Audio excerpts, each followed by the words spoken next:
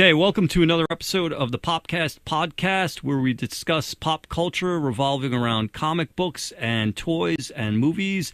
I'm John Croce from ActionFigureKing.com, and this is my co-host. This is Esteban. I am Esteban TV on Instagram, Twitter, and YouTube. And today we're going to be talking about the the biggest conversation everyone always has, all the time: Marvel versus DC. Who's better? Why do we like them? And what companies we gravitate toward? And this basically covers the whole entire spectrum. I'm not talking about just the comics. We're talking about, I guess, the toy line and the movies. I guess the company, animation. The companies overall. I guess what company has what beat the other company and what. So. Yeah, and you know, going back, the two companies both started out of New York City, and they were, you know, just average guys that had a passion for what they were doing. But nowadays, like most companies that are successful, they've been taken over by corporate entities.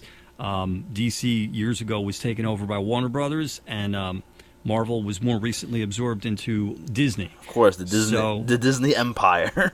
Yes, the Disney empire. So, you know, that type of thing tends to, I mean, it goes both ways. It gives you a lot of cash flow to do things that you've never been able to do before. Yeah, it gives you bigger budgets to do these incredible, the Avenger movies and Captain America movies. But and also they like to, of course, you know, corporations, like I always like to say, they like to milk the cow a bit. So and they also tend to get too involved in these things. They get too involved in the creative process, and you know, you see a lot of things that the fans aren't crazy about. Yes, like the Fantastic Four reboot. Right. You know, and the more that goes on, the more I watch the old films. They're not so bad, but that's a different discussion. So when you're talking about Marvel and you're talking about DC, I want to keep this exciting, but I think that you and I lean a little bit more overall towards Marvel, correct? Yeah, I'm a big Marvel fan. This is how I look at it. It's basically Pepsi and Coke. Mm-hmm. You can't go wrong with both. Right. You know, very similar products. Yeah, they have counterpart superheroes, you know. They have Aquaman and the Submariner. Now, and this is funny because this is like, you know, you'll never hear of Coke suing Pepsi, and you'll never hear of DC suing Marvel or vice versa. No.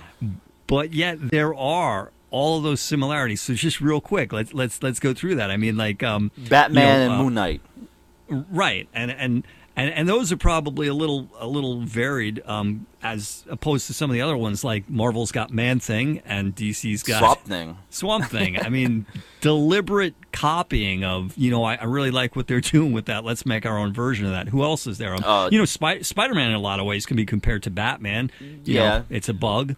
It's a bug. Very different, of course. You know, Peter Parker's a college student, or he was a college student. Bruce Wayne is a billionaire playboy, but still very similar aspects. You also have Deadpool and Deathstroke. Right. Yep. Mm-hmm. Actually, Assassins. Yeah. Actually, you know, it's funny, when Deadpool was created, he wasn't created in intent to be a parody of Deathstroke. Oh, is that right? Yeah. I didn't know that. Yeah, that's why they have similar names: Slade Wilson, Wade Wilson. Deathstroke, right. Deadpool. Oh, wow. That one totally got by me. Yeah, so he was created intentionally to be a parody of the character, but then, you know, obviously Deadpool took off or whatever, so he's his own thing now. So, yeah, there's so many similar superheroes, you know. I'm trying to think. Thanos, and I always forget the guy from DC that's kind of like similar to Thanos, Darkseid. Darkseid, yeah, yep. Thanos and Darkseid. Right, these kind of otherworldly... galactic type of people. Right. Now, one thing I think where Marvel totally outweighs DC is that Marvel has, I think, a larger pool of characters, and from that larger pool of characters, they've had more success with a greater number of teams. You know, when you talk teams... DC really has a handful, and most of them aren't as wildly successful as Marvel's. You know, they have the Metal Men, and the Metal Men is a good concept, but it hasn't been exploited nearly as much as some of the Marvel properties. The most successful DC team would have to be the Justice League. Oh yeah, the Justice League, basically Justice League versus the Avengers, you know? Right. And the problem, a little bit of the problem with the Justice League is that over the years, it did start out as a true team where they had these core characters. But over the years, especially with the animation from the early part of 2000, 2003. They kept on adding people to the team. It really just became the DC universe, right? Yeah. It's like, well, let's just put everybody in there. Well, kind of, for argument's sake, that's what I feel Marvel did with the Avengers. It's exactly, I mean... Everyone's part of the Avengers. That's exactly it. And that to me is that was kind of where I was going with this, was that Marvel always had DC beat with teams. You know, they had the Fantastic Four, the Defenders, whether you like them or not. Guardians of the Champions, Guardians of the Galaxy, of course, the X-Men. Marvel just did a better job with teams, and I think it's because they had more characters. But the thing that I really hated was what you just mentioned, where the Avengers always had a big lineup. It started with a core group of like 6 or 7 characters, and it was different than the Justice League, where DC took some of their most successful characters and banded them together. Marvel went back to their roots before Marvel was even Marvel. You know, and they took Captain America, and then they added in the Hulk and Iron Man and Thor. And they brought them together as a team, and it was a good mixture of characters. And then they built on that by adding characters like the Wasp and Ant-Man and Goliath and Quicksilver and Scarlet Witch. Well, and the roster goes on and on. Well, they kind of did that with the X-Men when the X-Men first came out. It was a core group of characters too. Right, and the same thing there. I mean, the X-Men had a very different goal than what the Avengers were. The Avengers were trying to keep basically world order and stop the threats.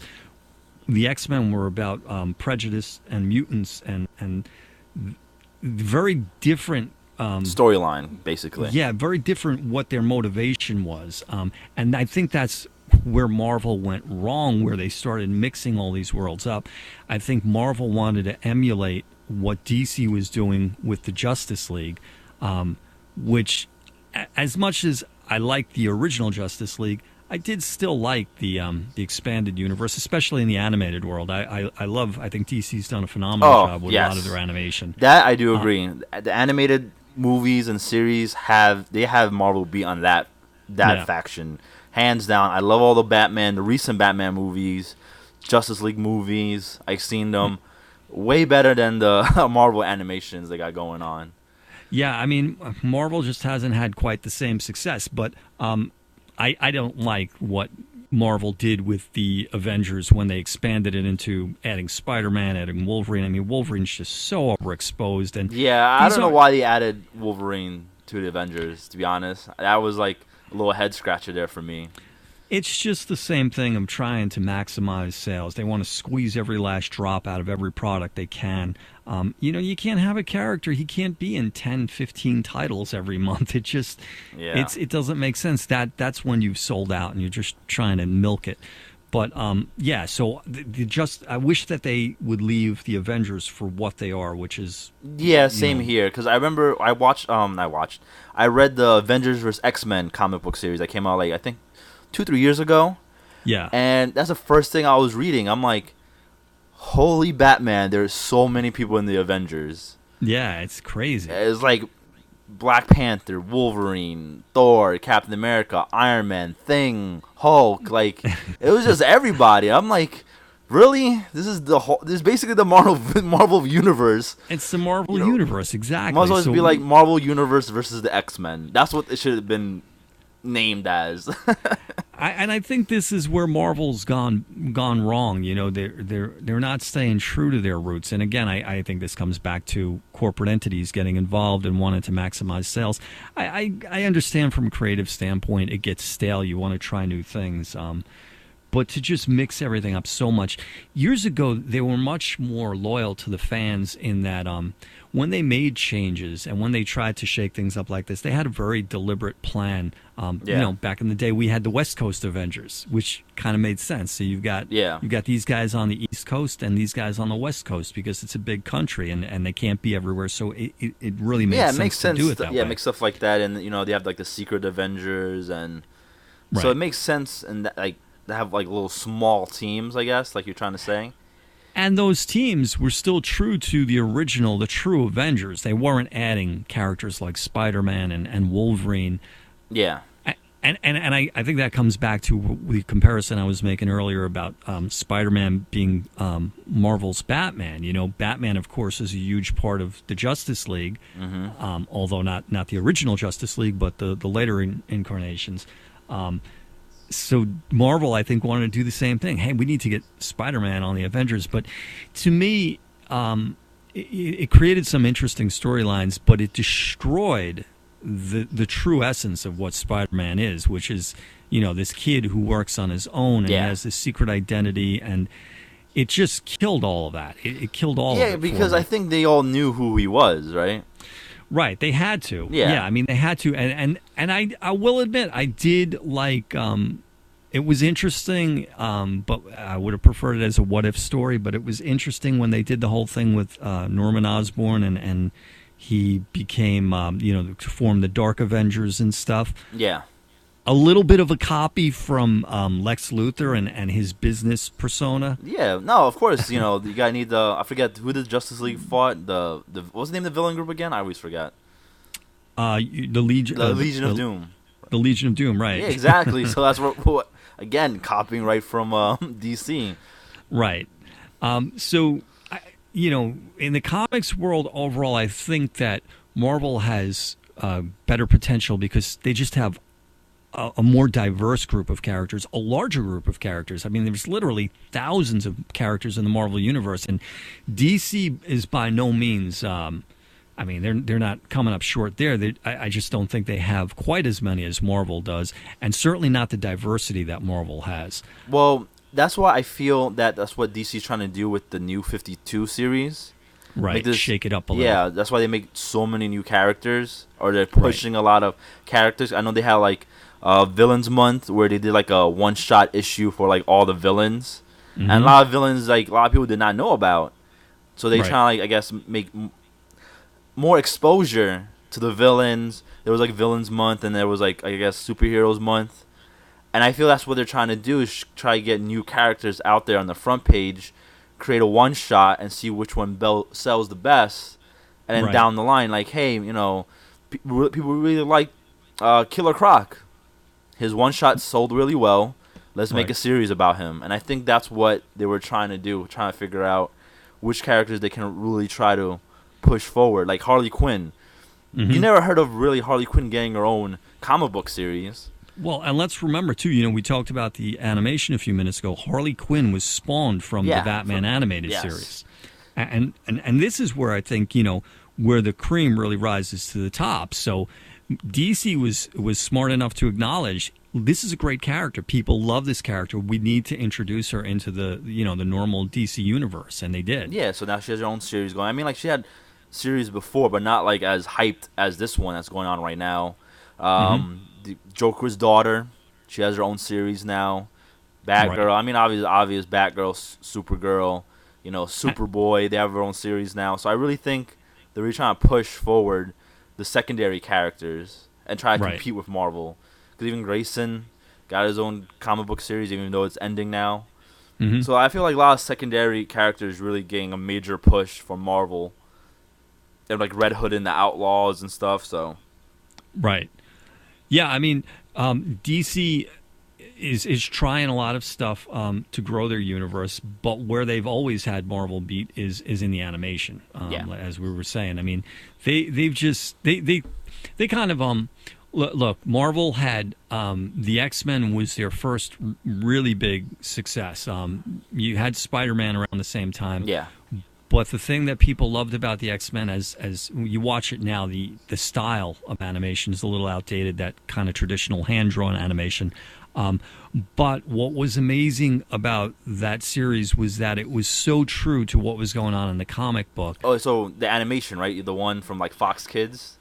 Yeah, exactly. Like, that one, right? That's the one. Yes, that's what I really like. They stayed true to the comics. Right. They took all those key storylines and they translated them well into, they did some 3-parters and some 2-parters, and they had continuity going through the episodes. And that's what I think really put Marvel on the map animation-wise. But at the same time, the Batman movies were taken off, and DC came in with Batman the Animated Series. And I can tell you, I remember being up at Greenwood Lake, and I may have even been a little like old black and white TV that was just sitting around, and seeing the commercial for that, and not knowing what it was, and thinking, why can't somebody do that? And, it had that stylized art and the music and everything. And I was like, why can't somebody do that? I don't know what that is I just saw, but if somebody would do that, that would be successful. Yeah. And of course, shortly after that, I found out that was what Warner and DC were doing. They were doing a Batman animated series. And of course, it became classic. I mean, it became classic, won so many awards. Like, I still watch it to this day, and I'm like, this is really good animation, even though it came out a couple years ago, Yeah, and I think, for me, they captured something to, like, the essence of Batman, what spawned Batman, the comics from the 40s and 50s, and it didn't necessarily look like it was, it could still have appeal to kids from that time, but yet everything in the show was very generic, like, he had things with big knobs and stuff, which looked like it could have been from the 40s and 50s. Yeah. So they kind of kept that texture to it. And you had a lot of guys wearing top hats, which we haven't seen men wearing hats in decades. Yeah. But it worked. And of course, for DC and Warner, that spawned their entire animated universe, because from there, they did Superman animated in that similar style. Oh, yes, I remember that Superman animated. I actually used to watch that one, too. That was actually pretty good animation series. A lot of people don't talk about that one, the Superman series. No, I think it's in a lot of ways it's a nice take on that same style, but moved into the Superman universe, which of course isn't as dark. It's in Metropolis, and it's supposed to be a brighter city and stuff. And Superman's a more cheery character and stuff. Yeah, I think it was every bit as well written, and the animation was good too. Now, do you know that those original DC cartoons were actually based on the very old, have you ever seen, I think it's the Fleischman Batman series? Yes. Yeah, so back in the day, we're going back now. Yes, really back. I guess in the 40s or something, they used to do, during the movies, or before the movies, you would see little serials. Yeah, like 5-7 minute Batman animated pieces. Or even the Superman ones. Oh, sorry, yeah, Superman, you're right. So that's where they picked up that whole style from. Yeah. They were trying to emulate that. So they started with Batman animated, took it to Superman, and then Batman Beyond actually came first, right? And Batman. Oh, I love Batman Beyond. That was a really good concept of how they did Batman Beyond. Same thing, right? And there you go, a new character. We were complaining recently on the gender switching and ethnicities changing. Yeah. They didn't really mix it up, of course, but here they created a new Batman, and incredibly successful. Oh, they still utilize him to this day in comic books and stuff, and it was just well done. It was well written. And it had just enough ties to Batman to keep the original Batman fans interested. I love the fact that Bruce Wayne was an old man, and his mentor, and so it had enough ties. I love the 90-minute movie they did where the Joker. Oh came my back. God, yes, that was really good. And that's what the point I was actually bring up with Batman Beyond. The thing I loved about it is you got to see some of the villains when they were old. Right. Not only Batman. I remember the episode with Bane, where I think another villain has Bane's probably like Venom serum or whatever that makes him super strong, whatever. And I remember the episode Terry McGinnis goes and visits the old Bane in a hospital, and he's just really old and hooked up to a respirator, and you could tell years being on the Venom just took a toll on his body. Right. And I thought it was really cool that they showed some of the old characters in that sense, what they were doing when they were old. And obviously the Joker came back in a sense because he took over Robin's body or whatever when Batman killed him off in the animated series. Right. And this is a case of, I mean, Bruce Timm is credited with a lot of that.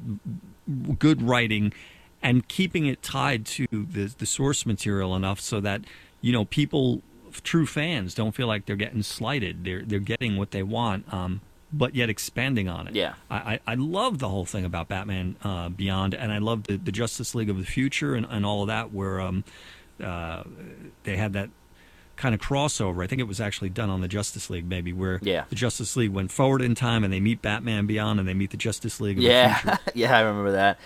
Also, I mean, a lot of people don't talk about Teen Titans. That was a really good series, even though it got cut short, whatever. You talking about not the one that's on now, Teen Titans Go? No, the one before. Right. That was really good. I don't know why they cut it off. I just feel like when a cartoon series is doing good, like nowadays, for some reason they cut it off. I don't know why. Yeah, I mean, it's got to do with the return on investment. So whatever it costs them to produce the episodes, they need to see money coming back, whether it's in the form of advertising during the show, money they're getting from the network to air it, or just selling product. Yeah. And as soon as those numbers, again, it's corporate entities, as soon as they see those numbers not where they want them to be, they cut it off. Yeah, I also think with the Teen Titans, you saw for the first time in the DC animation a major shift in that they went from that animated style that they're so well known for to this kind of anime style, right? Yeah. Which had that Japanese feel and was, I think on that original series, it wasn't even, it wasn't done with Flash at all. It was all hand drawn. Oh, wow. So I think you had some people too who, even though the stories were taken a lot more seriously than Teen Titans Go, I think some people weren't too crazy about the drawing style and the look of it. They wanted more of that animated universe to carry through. Yeah. And since then, it's become a free-for-all. I mean, DC has been all over the place. We had, God, I don't even think I can name all of the Batman series we've had. The Brave and the Bold. Well, but even just in the animated, right? I mean, The Brave and the Bold, I think, was great. It was a very successful series. But before that, you had what was that one? It was a little bit darker, a little bit grittier. And I'm not talking about the most recent one. The most recent one only went, I think, 12 episodes, and they canceled it. Oh, you're talking about? You're talking about Batman, right? Yeah. Oh, the new man. Oh, I forgot the name. Like, he had really pointy ears. It was really. Right. Yeah, it was a weird animation style. Yeah, it was doing good too. For some ride. I think they gave it 3 seasons. Yeah. And they changed it up after the first. They did the first season, then they changed it up on the second season. They changed the look of Bruce Wayne and they tweaked a few things, and then they kept it going. Things that they changed that some true fans didn't like were. Of course, Batman's original partner is Robin, but in that series, his first partner was Batgirl. Yeah. And then they introduced Robin later on. And then in the most recent series, the 2 big changes they made were they went to fully CGI animation. Yeah. And 3 things. They changed Alfred. Alfred was not the typical Alfred character we know. He was more of a British undercover agent, right? He was like a James Bond type. Yeah. And Katana was his first partner. She was actually started off as Bruce Wayne's bodyguard. Yeah. Well, so and that series just didn't go far for whatever reasons. I wasn't a big fan of a lot of the changes they made on that series, and I didn't like a lot of those newer villains that you see in the more recent Batman comic books. Well, I feel like the cartoons now, they're just really trying to cater to kids and only kids. Right. I don't think they're trying to cater at all to adults, so that's why for them continuity or what we're used to, they just throw it out the window. They just try to base it. What would kids like? Would kids like an old white guy, old man butler, or this cool British agent, British guy James Bond type of character? Which one they would prefer? And I think that's how they're basing their decisions on. Well, and here's the irony of it is, regardless of those changes that they made to my long-standing Batman universe, I still like the series. I thought it was well written and well done. And I'm really not a big fan of the CGI animation, but again, I liked what they did with it. I thought it was kind of crazy to cancel it after 12 episodes, you know? Yeah. I mean, all that work is done. All the layouts are done and stuff. You might as well try to squeeze a little bit more out of it. Yeah, and actually, people were actually, like, you weren't the only one. A lot of people were enjoying the series.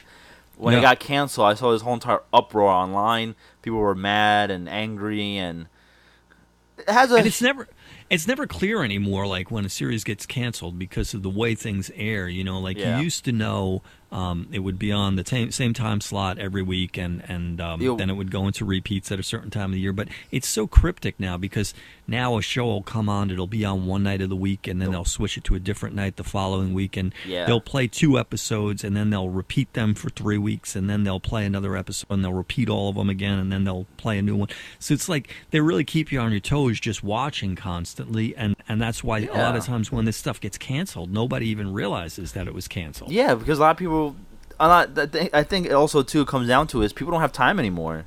Right. You know, I know the Legend of Korra got not canceled, but they moved it onto a digital format.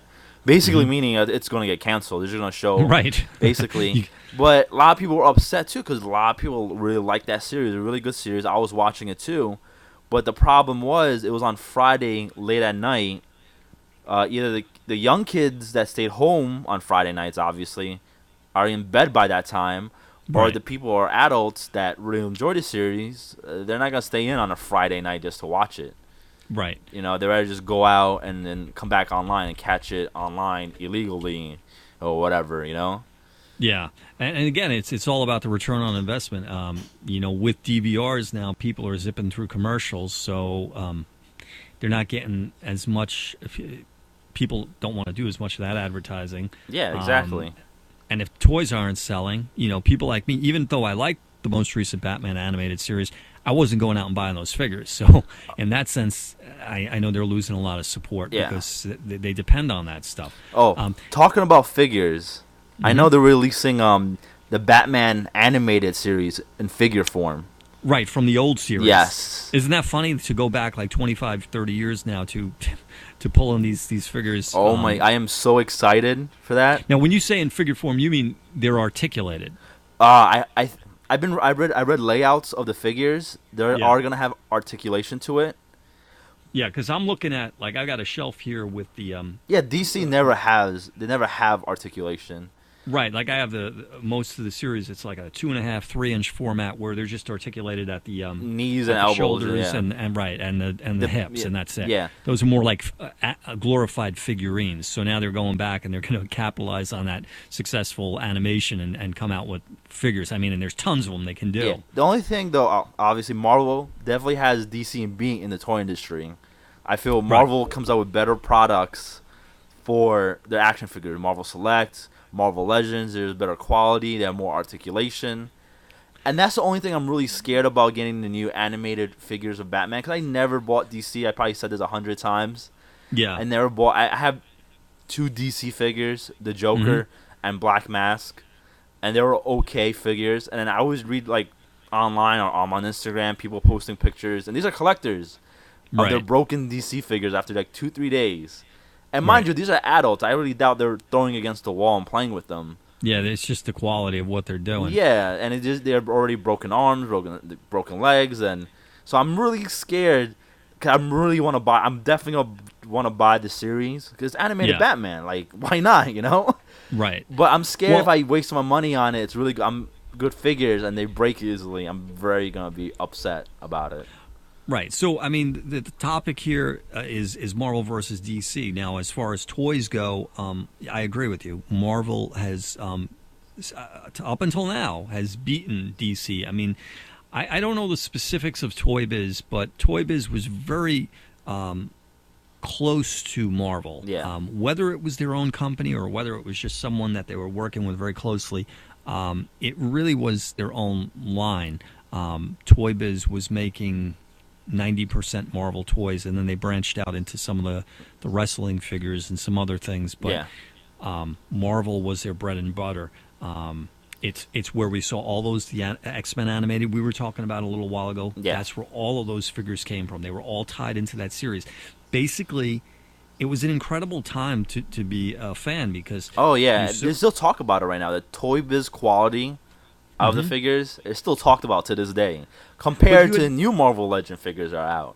Right. But you had never seen anything like this before where the X-Men animated stories would come from the comic book right to your TV screen, and then shortly after that, you would have the figures in the store based on the animated series. So it was such a well-oiled machine because they had you reading the comic books, watching the show, and then buying the toys. Oh, my God. They probably made so much money during the X-Men cartoon series.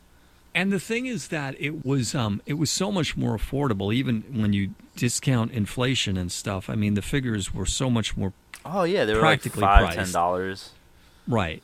And Marvel tried to repeat this with other products that they have, and it worked to a lesser degree. You know, they did it. They had the Fantastic Four animated in the 90s. Yeah. They had Iron Man animated. Spider-Man. There was a Hulk series. But none of them were as successful as the X-Men. The X-Men were just on fire at that time. Yeah, I know. X-Men was the 90s, basically. Yeah, and when you look back at especially like Iron Man animated, it's so dated. It's so 90s. You know, he's got a little bit of a mullet and the dress style and stuff. It's so dated. Unlike like when you look at those Batman animateds, where I told you they have that 40s and 50s feel, but it's done in a way that it just becomes its own thing. It's part of Batman. Yeah. You know, it's part of the essence of Batman, so it works. So as far as the animation goes, DC kills Marvel, but as far as the toys go, I think Marvel just kills DC. I don't know if you've been following the San Diego Comic-Con recently. Have you been seeing the pictures of the new Marvel Legends? No, I didn't see the Marvel Legends. What's going on with that? They're re-releasing Iron Fist. The Bamf, I think, is going to be Odin from Thor. Oh, yeah. I saw Scarlet Witch. They're doing a Marvel Select Cable. And it's really nice. It's really nice. And a Marvel Select Carnage. Okay. And I think those were the big ones. Oh, yeah, and then they're doing a second wave of Spider-Man toys. Okay. Are they based on the movie or? No, the second wave. I think the first wave was based on the movie. Hence, Electro and the blue and black Spider-Man. And I think the second wave. I saw a picture of the Hobgoblin, and he looked like the one from Superior Spider-Man. So I think the second wave is probably going to do more with the comic book. Right. Because it had the Hobgoblin had that same exact look from the one from Superior Spider-Man with the flaming sword, and it had the same exact style. So I think the second wave is probably more comic related than the first wave was with the movie. Whole time Amazing Spider-Man 2, whatever, coming out. Right. All right. So let's talk about movies now. I mean, I think as far as Marvel and DC go, who's better in movies? Well, it's hard to say because right now Marvel has a leg up because they've already produced so many movies already. DC really hasn't produced any movies. I'm talking about recently, though. Well, but that ties back to the toys. I mean, Marvel got the jump on DC and put a lot of good product out there early on, and I think it's the same thing with the movies. I think Marvel got the jump on DC. DC is always... DC had a chance to catch up with the toy line they have now. It's just that their toy line is just really poor quality, Well, this is the problem with DC, and now when we get into the movies here, I mean, DC has been so on the fence about things, they won't commit. They won't make a Wonder Woman movie because they feel that they can't put a strong female character into a lead role because they're afraid they won't sell tickets, right? But but everyone's going crazy over a crazy raccoon, though. Right, which just shows you've got two totally different mindsets. One company, it's a free-for-all. Let's just go with it. Let's just do whatever the essence of the character is and just go with it and make it the best we can. And then DC is sitting there and they're scratching their head trying to figure out what should we do? How should we do this? I mean, look, they've had a handful of movies. And I guess when I'm thinking in terms of superhero characters, right? So we've had Green Lantern, and they tried Superman, relaunched, didn't work. So they did it again, and then they were in the last 10 years. So we've had the Batman. I know it's funny. A lot of people don't remember the first Superman movie, The Man of Steel, that came out a couple years ago. Yeah. Was it called Man of Steel? I'm trying to think. Yeah, it was, right? No, the more recent one was Man of Steel. Oh, that was a recent one. That was called Superman Returns. Oh, the one before was Superman Returns. Right. The problem with Superman Returns was that they wanted to tie it into the original films, but yet they didn't. So in the original films, there was, 4? Or was there 5? Yeah, I think it was 5. But the only ones that were really good were the first 2. Yeah. After that, the budget, when we talked about this, the budget declined and the quality went down. Yeah. So they wanted to tie them to those original films, but yet they were going to disregard what happened after Superman 2. So it was like, you just want to take, it's typical corporation decisions. You want to take the best of what you had and capitalize on that, and then just brush the rest under the carpet. I don't even remember that movie. They don't even play that movie on TV. That's how bad it was. Well, it was that, and then it was combined with some of the decisions they made. They had, if you remember, the Super Baby, because he had disappeared for a while. Yeah. Came back. Lois Lane had this kid with Cyclops, who of course wasn't Cyclops. So. Yeah.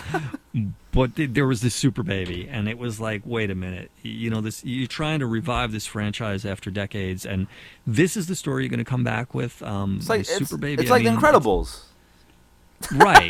It really was. Yeah, I mean, just give Lois her superpowers and get the whole entire family have super babies and let them fight crime as a family.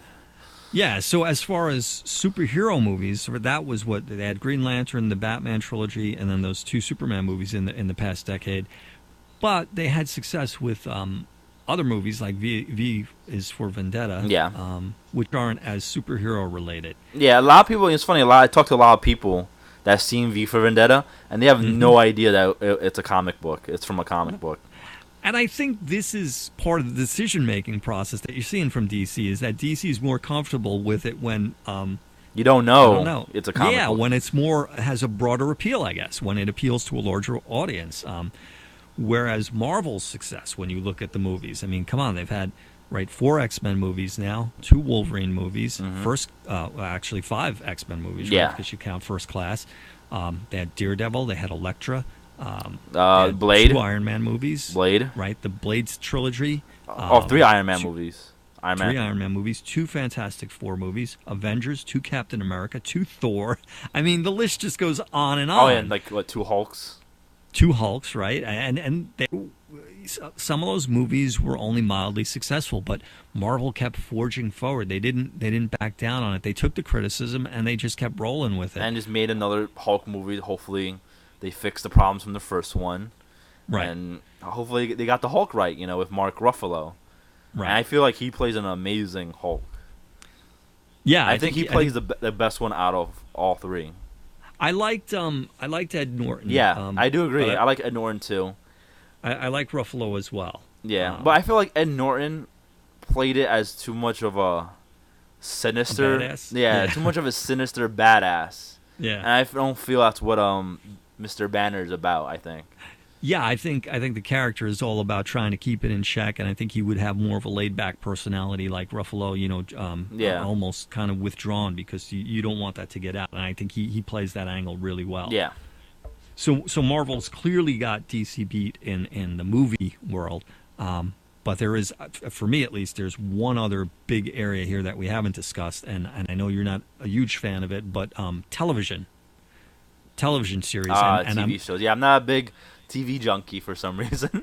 Well, I'm going to tell you. My girlfriend is. I mean, recently, I've been getting to more in TV because of my girlfriend, because she's a huge TV junkie. It wasn't for her, I wouldn't be. I would never watch TV. I would have been watching The Walking Dead and other shows I enjoy, The Office or Community and stuff.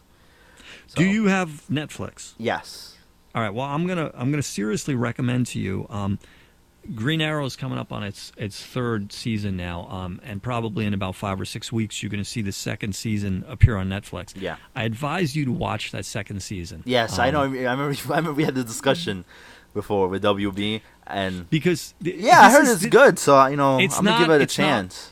And it's not what we've discussed. It has that teen angst in it, but they really did a great job with. There was a change, and this is funny because goes completely against what I've been saying about what DC does with the movies. In the TV series, the Green Arrow series, I really believe that they brought in different writers and they totally took a change after that first season. They said we're gonna do this different and we're gonna do this different. They changed his costume. They changed the storyline. They went over the top with the superhero genre. They gave him the mask.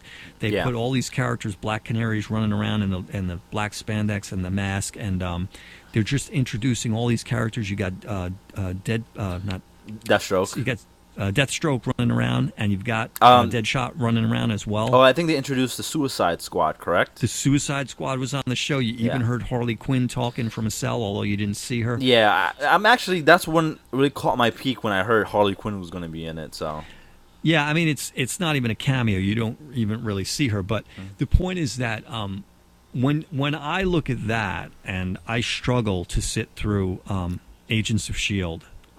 Yeah, I tried watching Agents of S.H.I.E.L.D. Yeah, same thing with me. I struggled. But I heard that it got a lot better since the Captain America 2 came out, and that whole entire plot line of, S.H.I.E.L.D. versus Hydra or whatever. Well, it's funny, right? Because Marvel's using that strategy. They're trying to tie their TV products directly to their movies. Yeah. I haven't made it through the last series, this first season yet. I have them on my DVR, and it's a struggle. It really is. It's so ABC. We were talking about drama, the series. Yeah, I mean, like sometimes you just write. It's the people writing are writing what they know how to write for that network, and and this is like what the network would like, and it'll get picked up. Is their style? Yeah. It's not at all what you expect Agents of S.H.I.E.L.D. to be, and not at all. It doesn't pick up on the essence of the Avengers at all. And they were so trying to get viewers hooked that I think it was the second episode where the post credits you actually get Samuel Jackson appears as Nick Fury. As a cameo. So right away people are thinking, "Oh, this is awesome. We're going to get to see Avengers product every week." No, you didn't. No, gotcha. Yeah, I mean they mentioned Thor and they mentioned Iron Man, but there's no real ties to the movie. Now they are going to try to step it up for season 2. I don't know if you heard who they're adding to the show. Oh, yes, Lucy Lawless. Yep. Yeah, that's a really far stretch to add her. They really need, I guess, really looking for some star power to add people. Well, they're claiming that it's a character that they've wanted to add for a while. Not Lucy Lawless, but the character that she's going to play. Yeah. Whether that's true or not remains to be seen, but we'll see. Clearly, they're trying to adjust, to keep the ratings up and the viewers interested. But for me, so far, it hasn't worked. And of course, and it's funny too because you mentioned that a lot of people don't talk about this topic. DC does have Marvel being with TV series. Oh, absolutely. Yeah, it was funny. I've never thought about that, and a lot of people don't talk about that. And that was a great point that you brought up because also a lot of people are excited for the new Batman series that's coming out. Right, the Gotham show looks amazing. The trailer, and I hate to bank on trailers because, as I've said before, there's an art. I've seen people take the crappiest movies or shows, edit them, and make a trailer, and it just looks spectacular. But that Gotham trailer really, really, really looks good. Yeah, it looks amazing. Success from Smallville, Green Arrow. People are excited about Gotham. Right, and then there's also the Constantine. I forget what they're going to call that, but that's making a debut, I think, on NBC this fall as well. Yeah. So, and then there's, of course, going to be the spinoff from Green Arrow, which is Flash. So DC is poised to just assault on the TV front. Yeah, they have to because they're behind everything else. They gotta find a niche to beat Marvel in something, and hopefully that sends some momentum for them to bigger and better things. Right. I mean, does Marvel have anything right now on TV besides Agents of S.H.I.E.L.D.? Agents of S.H.I.E.L.D. and Teen Titan Go. That's about it. That's the only thing I could think of. No, Teen Titans Go is DC. Oh, duh. and I'm thinking more live action, not animated. Oh, that's more live action? Animation's kind of on a break right now. Marvel doesn't have much. I mean, aside from they got the Avengers and Hulk, Agents of Smash, which is I think that's about it. It's just Agents of S.H.I.E.L.D. I can think off the top of my head. There's when you're looking at TV, DC has just kicked Marvel's ass. There's not even it's not even close. And I think Marvel may be fine with that. I don't think they really care because the business models are very different. because when you look at animation versus live action, you're generally looking at a 30-minute format versus a 1-hour format. Yeah. And that's always been the case. You know, you go back to even the live action stuff. And this is funny, right? I just realized, go back to all the live action stuff that Marvel used to do in the 70s and early 80s. Oh, yeah, the original, like Hulk and... The Hulk, and they did a Doctor Strange special. They had a season or so of Spider-Man. Yeah, and Thor, I think. And there was, well, Thor appeared on the Hulk. Oh, that's what it was, Thor appeared. Yeah, Daredevil appeared on the Hulk as well. And then you had the Spider-Man series. Yeah. Those were all 60-minute formats, and some of them were just independent movies that ran for like 90 minutes or 2 hours. So it's interesting because Marvel was using that at the time. They were such an underdog. They were using the TV format to kind of elevate their products and get more exposure. And yet now that they're so, clearly the superior power between the two, they can't really be bothered with TV except for Agents of S.H.I.E.L.D., which also, of course, is on ABC, and we know who owns ABC. Disney, right? Yeah, so, I feel like Marvel don't really care about taking over TV. I think they just want to have a presence in it. Yeah, I think there's a fear insofar as because that's why they launched so many shows on Netflix, Daredevil, right. Power Man, or Luke Cage. Now you know who owns Netflix?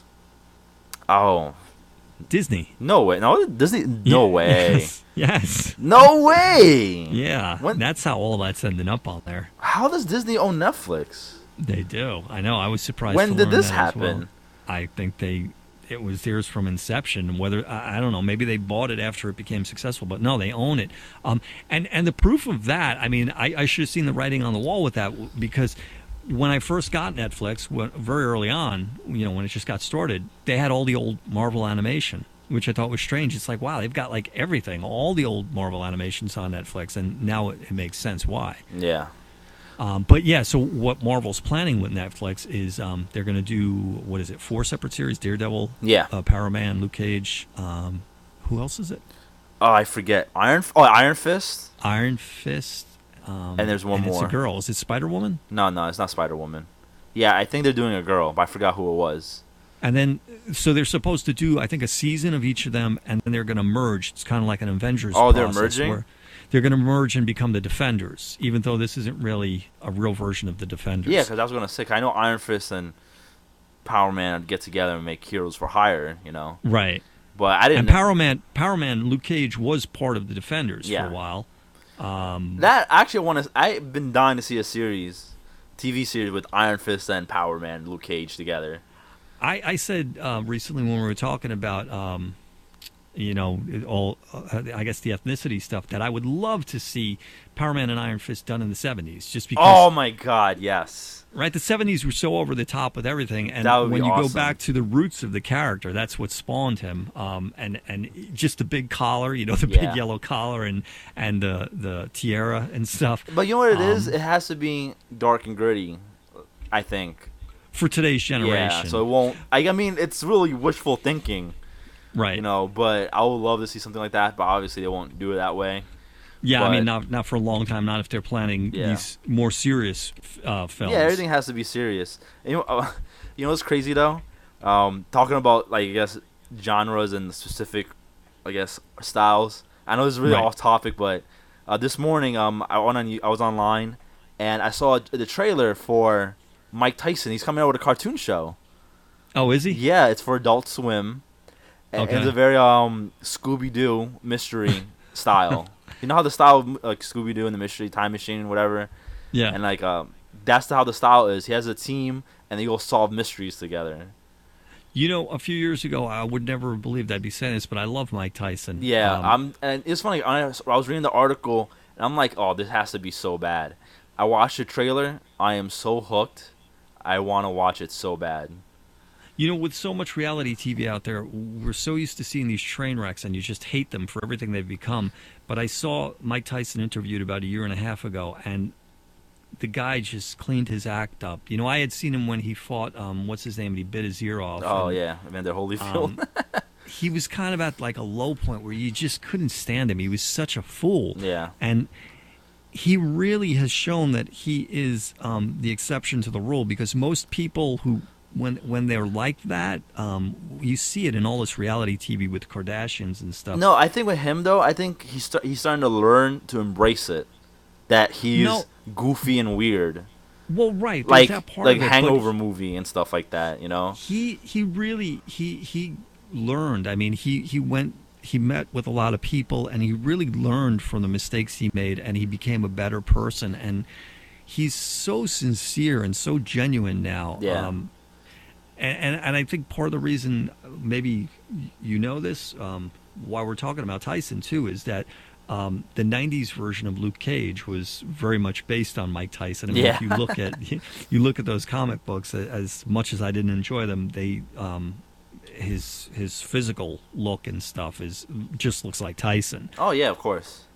Now I'm looking online, and the characters that are going to be the other one.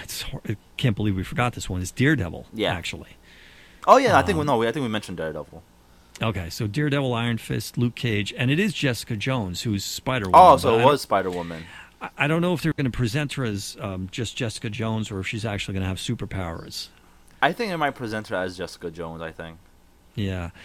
See, here's part of the problem, too, with where I'm saying, about doing Power Man in the 70s. Things have changed, especially in a city like New York. I grew up in New York City, and it's so different. They're talking about it being in Hell's Kitchen. Yeah. Which, of course, Hell's Kitchen is the background for Daredevil. Yeah.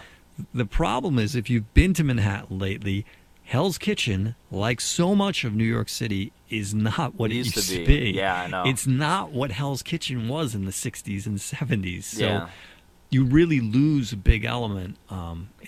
So we'll see what they do with that, how they address that. Yeah, that is a big thing, because a lot of, I guess, places they use as backgrounds for back in the day comic book series is really not like that anymore.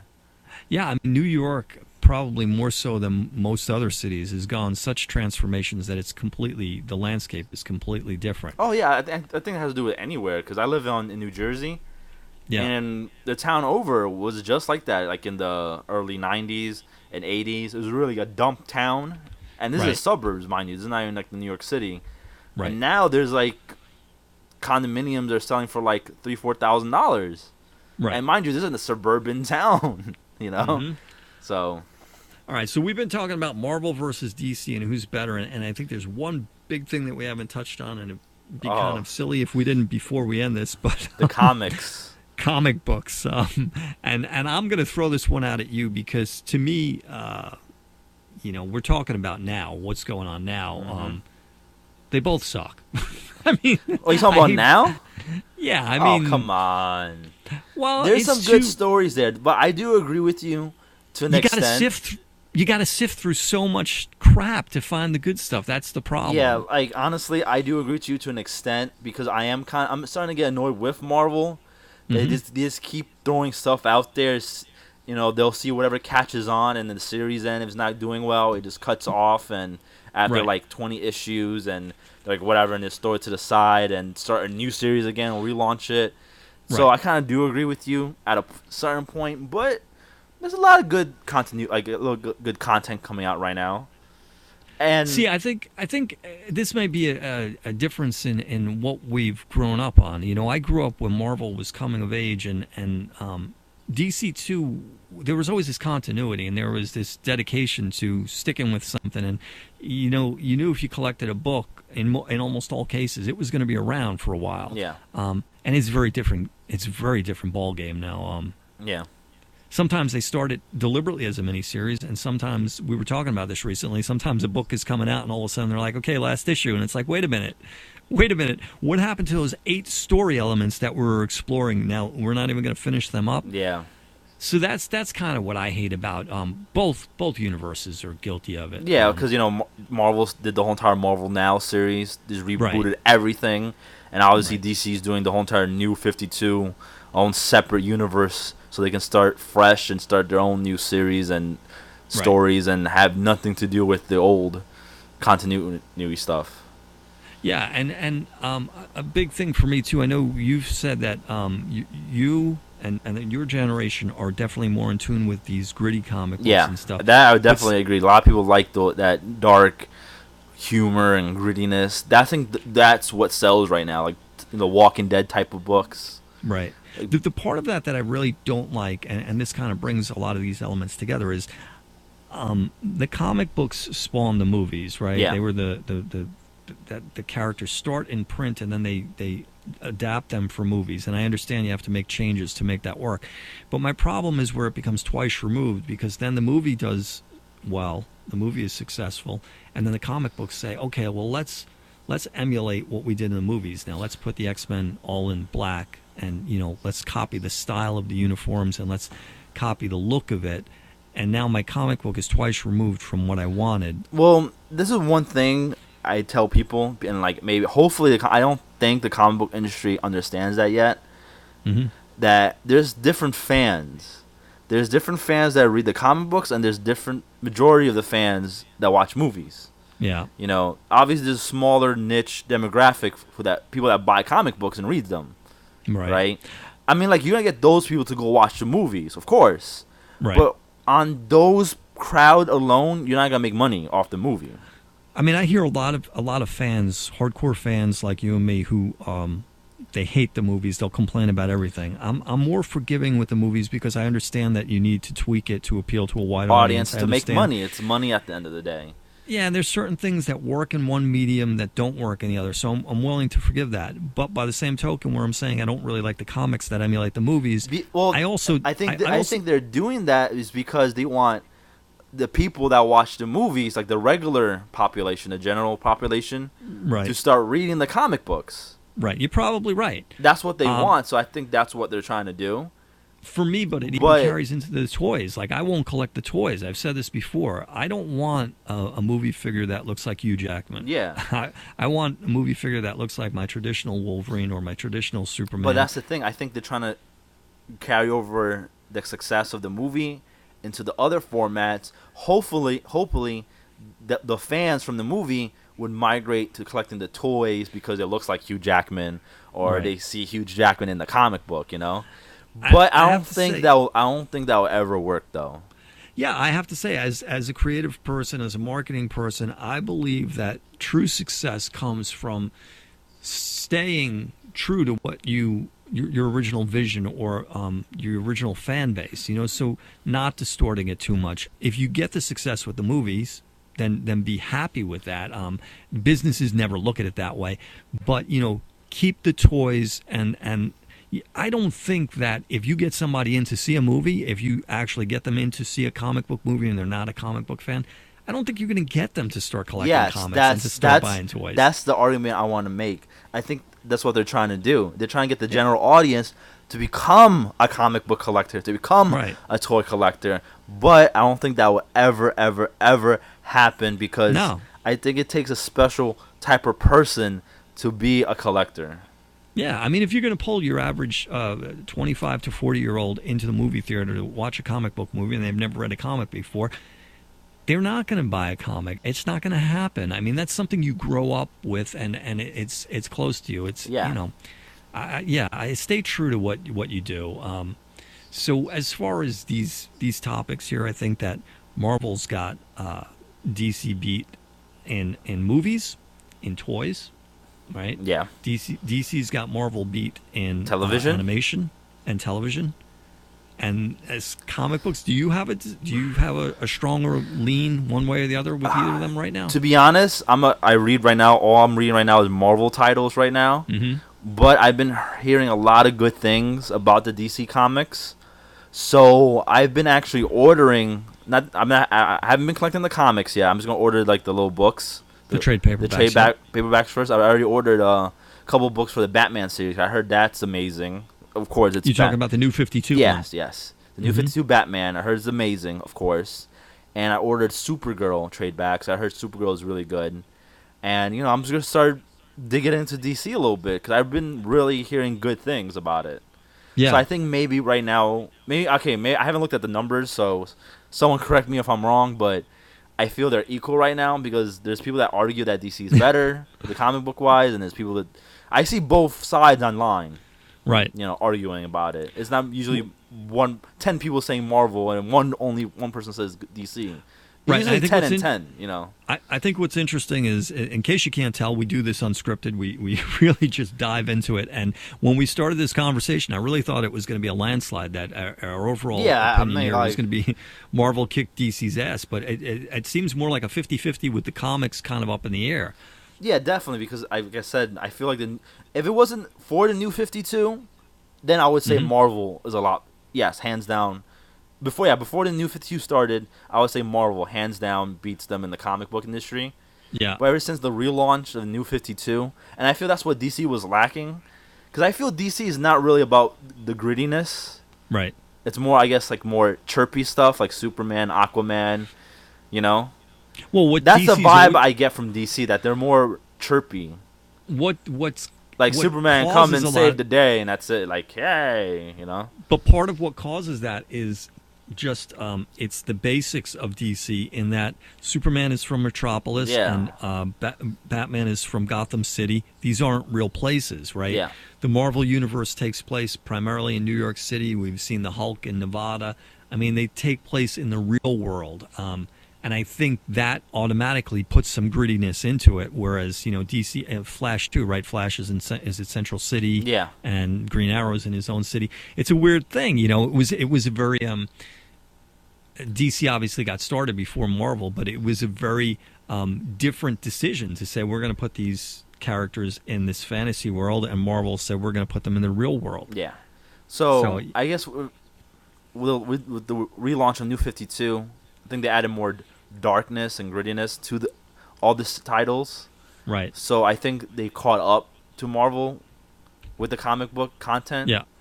And I'll tell you, people from my generation really hate I think overwhelmingly hate the New 52. Yes. I've noticed that a lot of like the older guys on the forums and stuff, they hate the New 52. And it's a lot of the younger generation that loved the New 52. And I want to give credit to like Jim Lee and the creative talent there, because they don't want to bounce back and say, all right, screw the New 52, let's take it back to what it was.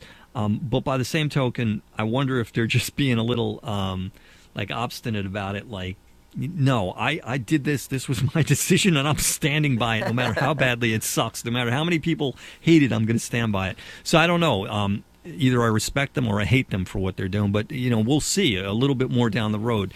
Are they going to split the universe? Are they going to, you know, DC's always been known for these alternate worlds. Yeah, I think they're going to stick to the New 52 till it rides out. Yeah. Because, like I said, that's what's hot right now. The independent comic books, you know, industry, not Marvel or DC. The Walking Dead, dark and gritty. That's one of, like, obviously the hottest selling comic books recently. I know Southern Bastards is like another dark and gritty comic book series. It just came out. People are going crazy over that. And it has the same tone as The Walking Dead. Hey, you know what? I think you just hopefully agree with me. I think our next podcast should be on The Walking Dead. Oh, yes. Okay? Yes. Walking Dead. We have to talk about The Walking Dead.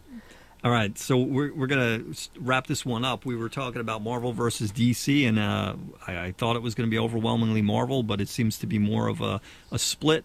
Marvel on the toys and the movies, and DC on the animation and the TV shows. Yep. So for ActionFigureKing.com, I'm John Croce, and this is my co-host, Esteban TV, Twitter, Instagram, and YouTube. And I hope you guys enjoy your day. We'll be back real soon. Walking Dead fans, yes, stay tuned. The Walking Dead, and especially since the new trailer premiered, so we have to talk about it at San Diego. Exactly. There you go. All right. All right. Peace. Take care.